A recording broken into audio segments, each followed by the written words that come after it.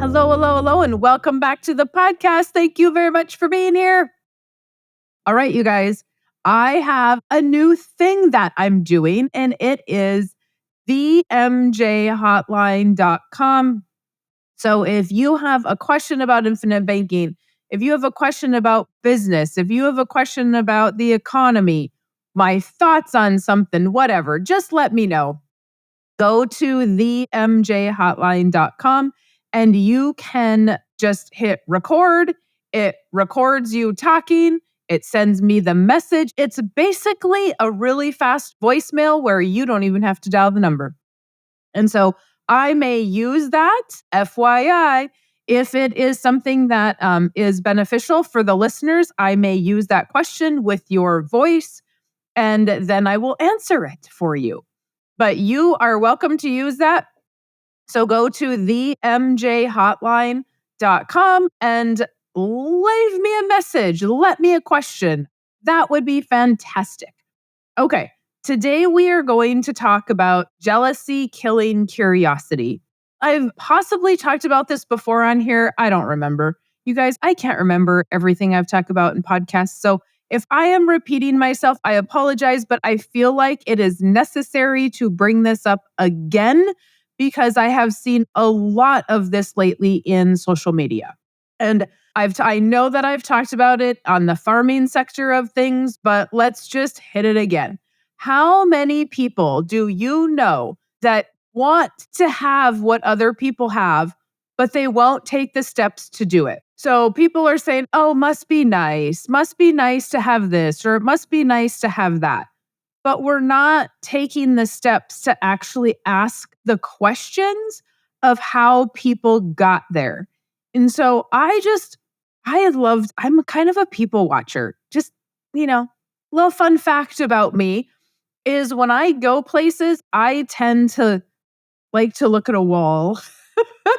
If we're at a restaurant, I do not like it if I can see the crowd. That drives me like I am always watching people's body language. I'm always watching what people are doing, what they're saying. And so I tend to pick up on those things. I like to watch people and I like to listen to kind of what people are doing. And if they're not asking questions, but they're complaining, are we jealous of somebody?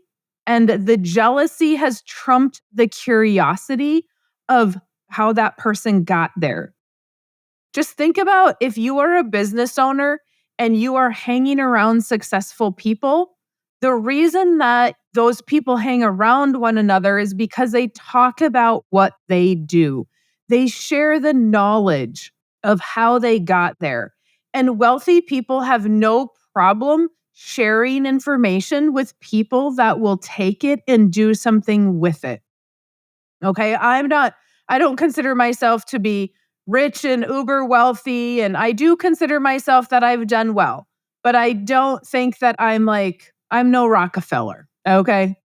I'm no Grant Cardone.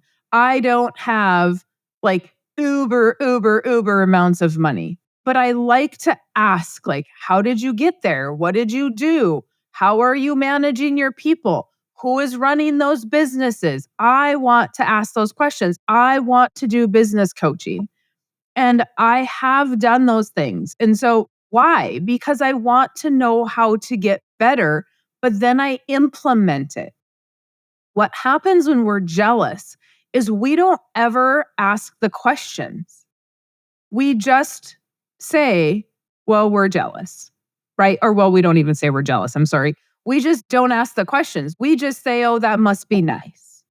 Well, it must be nice. That's where we're going to end it is with we must be nice. How about what did you do to get there? And then actually implement what somebody is telling you. And I have people that will reach out to me and say, hey, Mary Jo, how do I do what you do? And that's great because they have the guts to ask. And when I say that, I mean, a lot of people are scared to talk to me. And so, I mean, I'm not mean. I don't, And I am not going to just like blow up on you. I may go on rants on my podcast, but I'm not mean. However, people will reach out and say, well, how do I do what you do? And you have to understand, like, I am not always super nice when people ask that. It depends how the question is asked. And so when you start being curious with people, you need to do it in a manner that people don't think that you're just picking their brain to be nosy, but you're actually going to implement something. Because I spend so much of my time with one-on-one with clients and potential clients that when another agent comes in and says, well, what are you doing? And they just want to snap their fingers and be Mary Jo, it's not that easy. And so if I tell you what I've done, then you need to do it and you need to implement that. Because if you don't, the people you're asking the question of are going to be extremely irritated because you just wasted their time. I am never going to ask somebody that makes more money than me, that is more successful than me in life. I'm never going to ask them for advice and then not implement what they have told me. Okay. I may ask them for advice and it might take me a little bit longer and I might keep asking.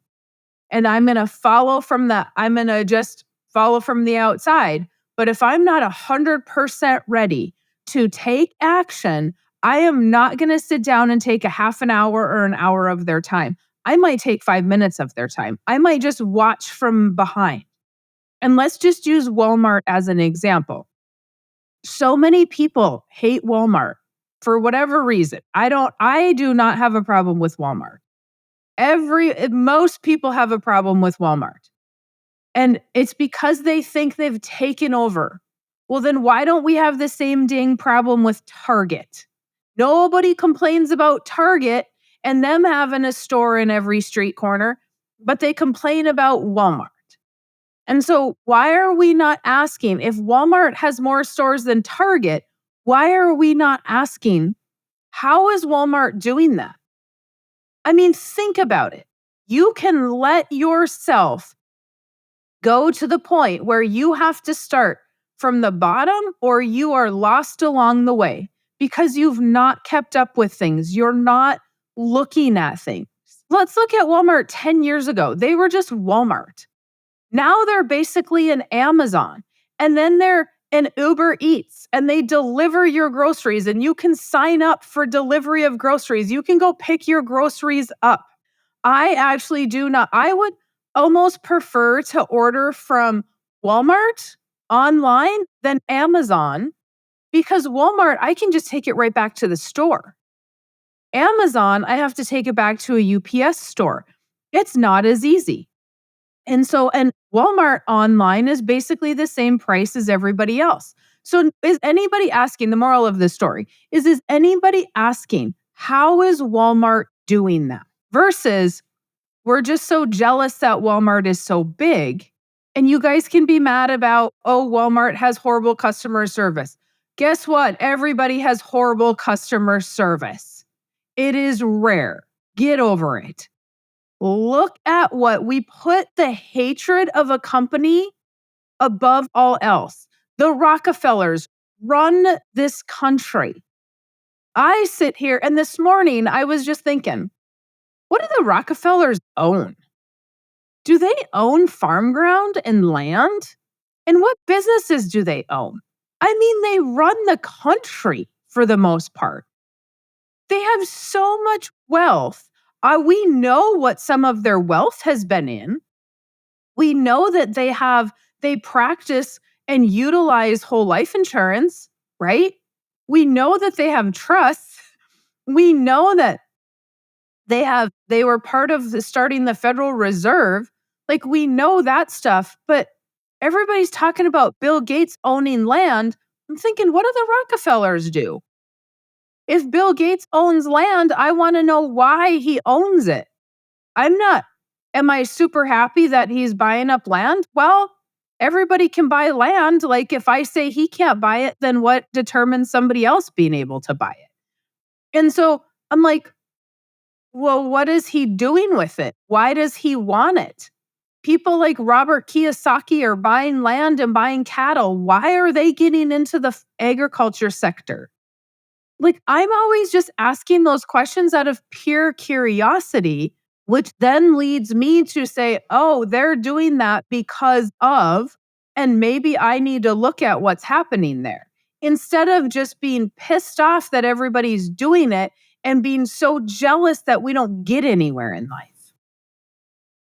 I'm just saying, like, I'm just saying, it is a real factor in what holds us back. Jealousy. And you can tell me you're not jealous all day long, but then why are you not curious and why are you not doing what people are implementing? I am not jealous of my colleagues that are doing better than me. Oh no, on the contrary, I cannot wait to get a half an hour or an hour or spend an evening with them, listening to what they're doing, asking them questions. That is like the absolute highlight of my year is when I get to hang out with my colleagues and see how they're doing stuff and what they're doing. And I have several of them that I have grown with along the way. Some of them have outgrown me and we're still friends and I'm still I'm still utilizing them, but we started at the same level. Some of them aren't quite where I'm at yet. It doesn't matter. It is amazing to me. Even people, let's just go to like weight and health. Even people that are healthier than me and they're more fit than I am, which doesn't take much, by the way. Even those people, I am always wanting to know, what are you doing? But guess what? I'm not going to go take up a whole bunch of your time because I know I'm not going to work out. Like, I'm not ready. I'm not there.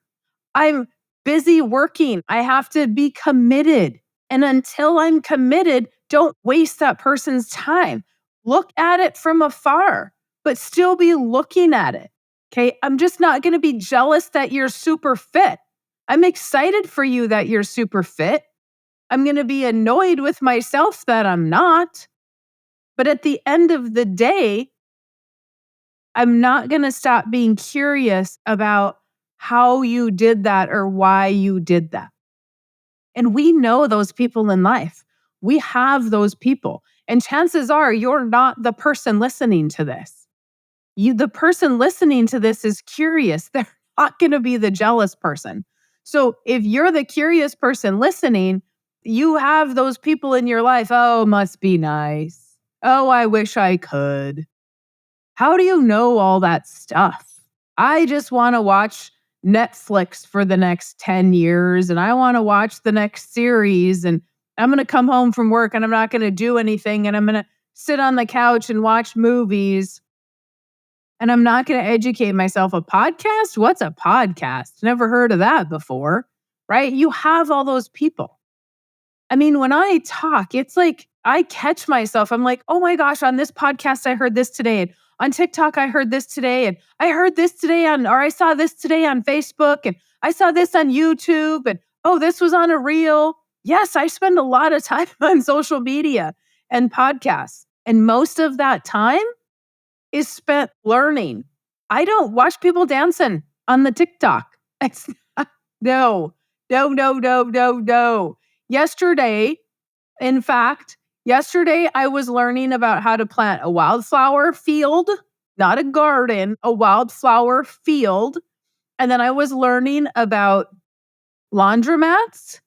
And let's see. And this might only be two things that I saw yesterday. Oh, there's a guy on Instagram that does a lot of like business coaching stuff. And I was watching his videos. I was watching videos from people that are doing short-term rentals and listening to that. I was listening to a tax podcast. I had another podcast that I listened to. I don't even remember what it was yesterday. So in my downtime, when I'm not meeting with clients, in my downtime, I am looking at things that I can constantly be learning about. And it's going to ping pong all over the place. But I'm going to spend all my time on that. When I go to bed at night, like I may have been watching and learning until 10 o'clock and I just go to bed, shut my eyes and go to bed. My brain doesn't continue to go. Like some people's will, and then you need to shut off a little bit sooner. But if I shut my phone off at 9 o'clock and I don't go to bed until 10, holy moly. I've read that you're supposed to do that. That's an hour. Do you have any idea where my brain would go in that hour? I would be like, "Ooh, I should research this and I should research that and oh, what about this? And what about that?" And here's another curious thing. Because I'm just naturally curious, I need a bigger washer to do my king size comforter, okay, for my bed. I can't fit that thing in my current washer. So my head says, oh, I should go to a laundromat. But the laundromats around here are kind of iffy, like the ones I know about. I don't know, maybe there's some I don't know about. And I'm like, oh, they're sort of iffy. And I said to my husband, I need to go to the laundromat, but I'm like, we need like a bougie laundromat around here. We need a laundromat that's like nice that I want to go to. Maybe it has a coffee shop attached, something. Maybe there's like games for the kids. That's got to be a thing. And of course, his natural reaction, because he's never as curious as I am, his natural reaction is what? Those don't exist.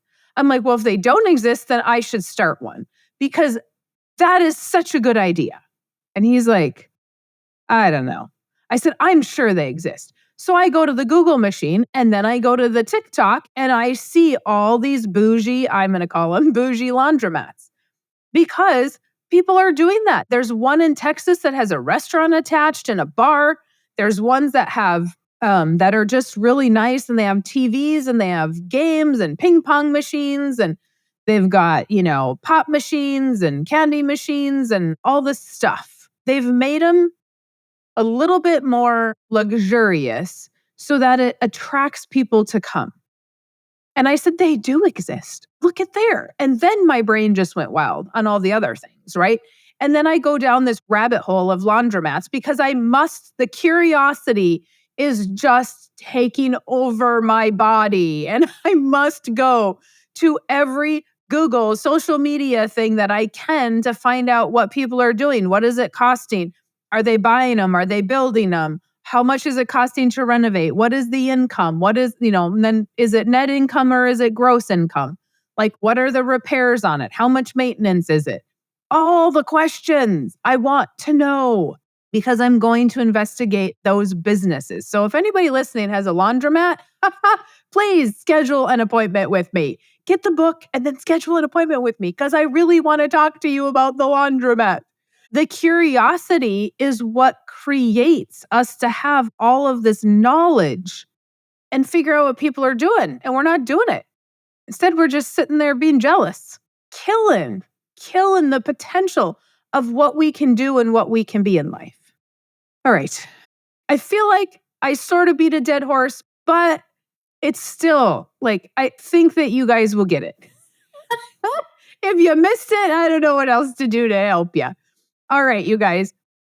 That's all I have on that topic. If you have more to add, email me, maryjo@withoutthebank.com, or better yet, just leave me a little voice message on the MJHotline.com. The MJHotline.com. And if you've not gotten the book, get the book. If you're a client and you've not gotten your tickets to the Client Only Summit, do that now before the early bird ends, because it's going to end. So do that now.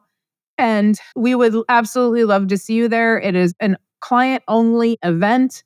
It's going to be amazing.